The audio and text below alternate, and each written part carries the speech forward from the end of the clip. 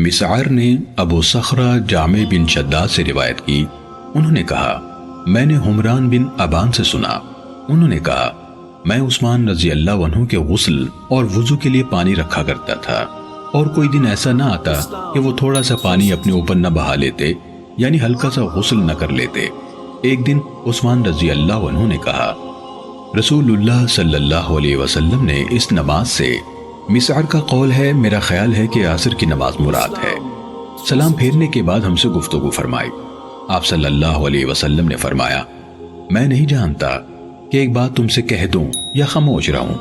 ہم نے عرض کی اے اللہ کے رسول، اگر بھلائی کی بات ہے تمہیں بتا دیجئے،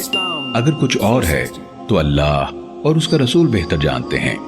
رسول اللہ صلی اللہ علیہ وسلم نے فرمایا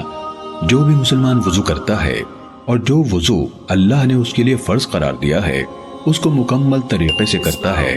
پھر یہ پانچوں نمازیں ادا کرتا ہے، تو یقیناً یہ نمازیں ان گناہوں کا کفارہ بن جائیں گی جو ان نمازوں کے درمیان کے اوقات میں سرزد ہوئے۔